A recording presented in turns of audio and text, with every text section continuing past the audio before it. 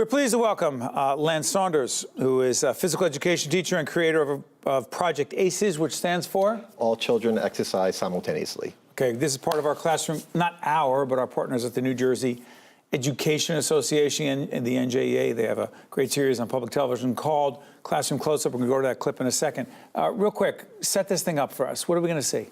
You can see children at my school exercising. We are exercising with millions of kids from all over the country, and at 10 o'clock in the morning, kids all over the world are going to participate. So the motivation is to get kids excited about exercise. You started this? Yes. Back in '89? Yes. All right. Here it is, Classroom Close-Up, Project ACES. Boys and girls, it's time for Project ACES. Let's get ready to exercise!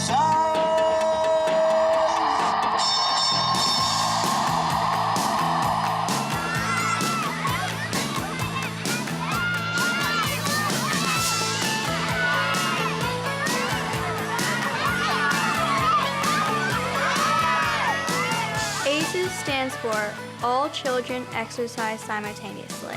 It's a whole fun activity where kids get to exercise and see that exercise isn't just hard work, it's really fun. The basic concept is to get kids exercising around the country and the world today at 10 o'clock their local time. And it's a motivating tool to get them to love exercise and to lead healthy lifestyles and just to promote physical activity and physical education. It's really interesting and cool because kids are doing this too at the same exact time, so it's interesting to think that they're actually doing it. Well, we started it back in 1989. This is the 29th year, and the whole idea was to get 5 elementary schools in Montville to exercise at the same time. But what happened, the word caught on, and somebody from New York heard about it from a friend, and they said, "Can we join you?" I'm like, "Yeah, sure." And then a teacher I know in Connecticut, I was telling him about it. He said, "Can I join you too?" I'm like, okay, this is cool. We got 3 states. Maybe we can try to get all 50. And I started a letter writing campaign to write to schools, and Sports Illustrated heard about it. They wrote about it, and then it just picked up from there. And it was basically going to be a 1-year event, and it just transformed into this yearly event where the first year, 250,000 kids participated, and now there's millions all over the world.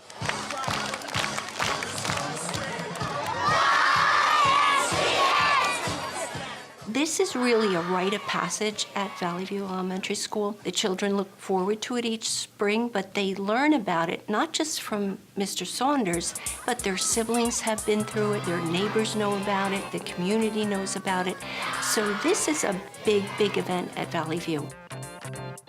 We have 4 leaders, and they're going to go out in front of the whole school body and all the parents and go on a stage, and they're going to exercise.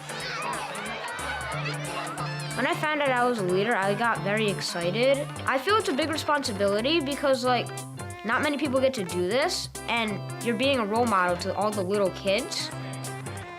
We've had schools from Japan and China, Poland, Israel, so the program has grown significantly, and it's exciting to see and watch it grow.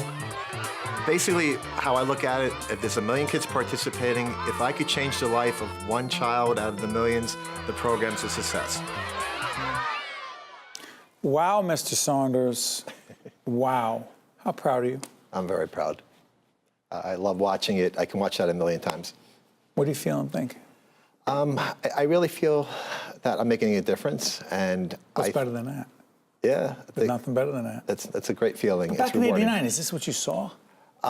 Yeah, because I kept reading articles and newspapers and TV clips that said the United States children were getting overweight and out of shape, and their life expectancy was going to be really short. And I took it to heart because that's my job, is to get them in shape. So I tried to come up with novel ideas to get them to exercise, and this one's been very successful.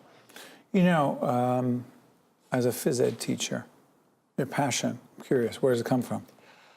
I think as a kid, I had a rough upbringing at times, but I had a lot of role models in my life. And I think my goal was to be a role model for other children and to lead by example and to be there for them and answer questions they have. And I try to do that for my own children. So it's just important to me, gives me some closure and a happy feeling to know I'm helping somebody. What's been the reaction from your colleagues, the educators you're around?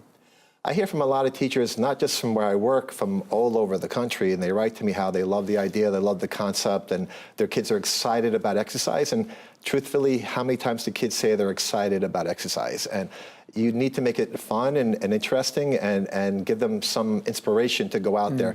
If you say to a kid, do 10 push-ups, that's boring. They don't want to do that. So this gets them up and moving, and they enjoy that. I'm curious about this because I tell you we have teenagers and as well as a younger little girl, 2 boys, and my older son who tries to exercise on a regular basis. But I'm curious because we often say to the kids, listen, there's a gym in the house, go work out. They're like, what?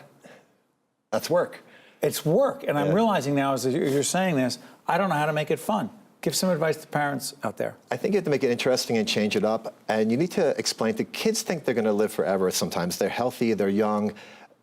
I try to make the analogy, it's like making an investment in a bank. You put money in the bank for security later on in life. You exercise not just for now, but for the future. And it's an investment in your life. And I think they need to realize that exercise is not just for now, but for later on. Well, give me the fun part. Give me an example of exercise that's fun, because the 10 push-ups, not fun. Helpful, but not fun. I think the first step actually is parent participation. If a parent is able to do it with the kids, then go out there and do it with them. If they're not capable for whatever reason, encourage them. But I think that's the first step, is to make it interesting, like you're enjoying it. We're doing it together. Yes. And by the way, when you see everyone doing it together like that, if other kids know other kids all around the state, the country, the world, what does that do for them? I just think it's exciting for them. It makes them feel like they're part of a group. They're part of a larger thing. And I've done other programs through the years that really got them crazy up and moving, and they loved it. And the concept, it doesn't have to be complicated. Something really simple that's easy to obtain, high degree of success, and seeing you do it. Real quick, I'm a student of leadership. What's the #1 lesson these young people are learning about leadership? I think that they understand that they can make a difference on their own. If they go out there and they're being leaders for other people, again, the same way I feel, that it's making them feel important and worthy, and something that's encouraging to continue to do that. And I think that's what they need, is that feeling. 10 seconds. What's the #1 leadership lesson you've learned?